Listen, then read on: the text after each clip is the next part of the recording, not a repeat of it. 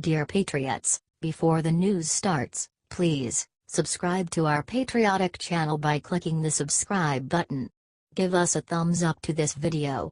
Don't forget to leave your opinion below in the comments section. Share the news on Facebook and Twitter so you friends see it. Thank you. Maxine has demanded Trump's impeachment during a funeral, but what she just did is much worse. Maxine Waters is one lady who really doesn't understand the appropriate times to discuss politics. Last month, Maxine Waters demanded President Trump's impeachment during a eulogy, and now she has gone even further. She has demanded his impeachment during an AIDS walk. We face unprecedented challenges today in our struggle against HIV and AIDS, and I want you to know those people in Congress on the opposite side of the aisle from me control every branch of our federal government. And we have, unfortunately, an unstable, erratic person in the White House, said Waters to the crowd. We don't know what this president will do, or say, or tweet from one day to the next. Don't forget, this is not a political event, but I'm heading toward impeachment, she said. At least she is aware that it's not a political event. In other words, Trump's goal is to sabotage our nation's healthcare system just because a major healthcare reform law has President Obama's name on it, said Waters to the people with AIDS. He obviously does not care how many people will suffer and die as a result of this vindictive, spiteful and cruel attempt to dismantle American healthcare, she said.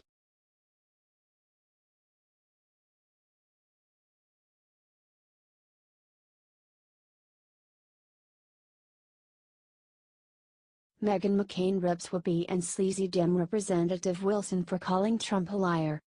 Senator John McCain's daughter Meghan recently joined the cast of ABC's hard-left political talk show The View as their token conservative, replacing the departed Jedediah Bila. Some were worried that McCain would end up just agreeing with the liberals like her father has done, but she has actually proved to be a vocal foil for liberal blowhards Whoopi Goldberg and Joy Behar. On a recent episode, Whoopi, Joy and the rest tried to mock President Trump as usual, with Joy saying, he hasn't made a single cash donation to any charity in the past 5 years. Right before the inauguration, I believe it was, he had to pay $25 million in damages for the fraud at Trump University. When he's forced to pay, he has to come up with the cash. If it's voluntary, the check is in the mail. Shot back McCain, I'm having a really hard time with this. It's so deeply politicizing military service on both sides. She later pointed out how hypocritical it was for Democratic Congresswoman Frederica Wilson to try to accuse President Trump of not caring for soldiers. Said Meghan, "Give me a moment." Yesterday, Congresswoman Frederica Wilson, who was on yesterday, was saying that her voting record was amazing towards supporting the troops. It actually came out. Joy cut her off, saying pointlessly, the Congresswoman. McCain continued, yes. That it wasn't as supportive. She opposed a bill that could have ensured families of soldiers slain in Afghanistan received death and burial benefits during a government shutdown. I don't like the politicizing on either side, anyway, of slain soldiers. Are you glad McCain set the liberal View hosts straight about the falsehoods they keep spreading?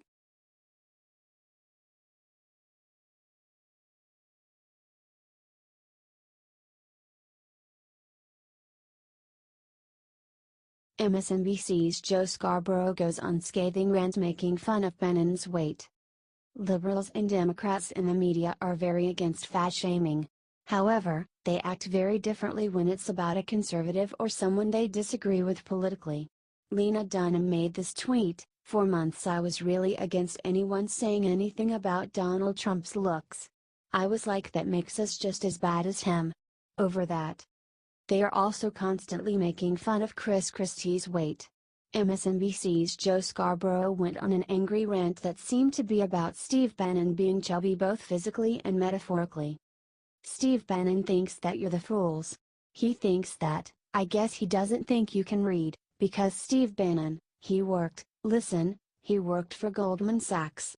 Now, I'm not knocking working for Goldman Sachs, but for Steve Bannon to talk to you, and say, they think you're morons. I don't want people that work at Goldman Sachs to work in the White House. He worked at Goldman Sachs, said Scarborough. Did you notice he's looking a little chubbier than usual? That's because the Mercers, who are like billionaires, they're shoving money in his pocket, said Scarborough.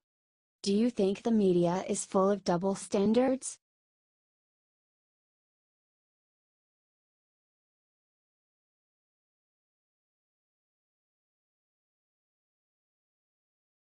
Trump just graded his response to Puerto Rico out of 10, do you agree with his grade? In typical sleazy fashion, Democrats attempted to politicize the devastation in Puerto Rico following Hurricane Maria by claiming that Republican President Donald Trump did not care about Puerto Ricans because they are Hispanic. Thankfully, Puerto Rico Governor Ricardo Rossello backed up Trump and told the media what great assistance actually got from FEMA and other government agencies. Recently during a press briefing, Trump was asked what grade he would give himself out of 10, and he said a 10. During the Oval Office presser, Trump asked Governor Rossello, did the United States, did our government, when we came in, did we do a great job? Military? First responders? FEMA? Did we do a great job? The governor replied, you responded immediately, sir. He added, the response is there. Do we need to do a lot more? Of course we do. And I think everybody over here recognizes there's a lot of work to be done in Puerto Rico.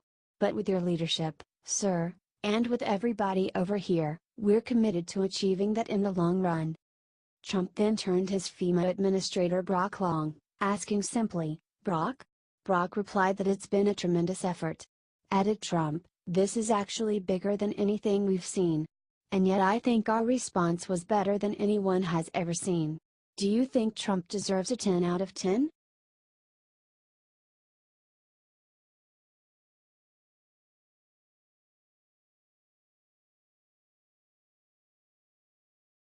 I don't know. Watch Sanders stumble when Cruz asks him the difference between a Democrat and a socialist. Ted Cruz and Bernie Sanders had a very entertaining debate over tax reform. Bernie Sanders got very angry, screamed many times, and avoided every question. Meanwhile, Ted Cruz stayed calm, cool and logical. It was truly fun to watch Cruz wipe the floor with Sanders. As Sanders kept preaching that we increase taxes on all Americans, Ted Cruz eventually asked what the difference between a Democrat and a socialist really is on taxes. Let me just ask, since this is a tax debate, what is the difference between a socialist and a Democrat on taxes? Asked Cruz. Sanders clearly wasn't expecting the question. Well, I don't know the answer to that because I don't know, started Sanders. I don't know either, said Cruz. But here is what I think. As a democratic socialist, similar to the people in Denmark and Sweden and Norway and Finland, people who have by and large a much higher standard of living than we have, people who guarantee health care to all of their people as a right, where kids have free preschool education, where retirement benefits are much more generous than the United States, said Sanders. I believe that in a civilized society, people, especially those on top, should be asked to pay their fair share so that every man, woman and child in our country can have a decent standard of living, said Sanders.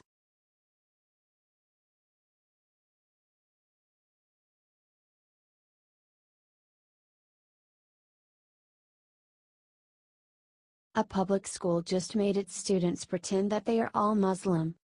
Liberals worship at the temple of diversity and multiculturalism, totally blind about how the beliefs of those other cultures might completely contradict their own. A recent example of this idiocy occurred in the city of Newton, Massachusetts, where teachers in Newton public schools made students pretend to all be Muslims in what they stated was the Islamic city of Jerusalem in Israel. One father complained to school administrators about how the school was making her daughter read anti-Israel, pro-Islam literature. The father learned things will get even worse next year, when high school students will be made to do an assignment called Cities, Connecting the Islamic Word. Says the description about the assignment, as our concluding project on the Islamic world, you will work in groups to simulate a historical Hajj, pilgrimage, to Mecca in class. Each of you will be part of a group of Muslim pilgrims from one of the following 8 Islamic cities or regions, around a rough time period. Commented Judicial Watch senior investigator Bill Marshall to Fox News, Citizens of Newton have been waging a minor war with school officials for years now, trying to get them to use balanced curriculum in their teaching materials on the subject of Islam and the Israeli-Palestinian conflict. Some parents got in touch with Dr. Bill Saxton, who heads an organization that examines public school textbooks to make sure they are presenting facts and not just liberal ideas. He says he contacted the Newton School Board, but said that the superintendent was non-transparent about the textbooks the students were using. Said Saxton, parents and grandparents have absolutely no idea what their children and grandchildren are reading and hearing in school about history and geography. How many of them have read or looked at their textbooks, for example? Are you disgusted that a public school would subject its teenage students to this?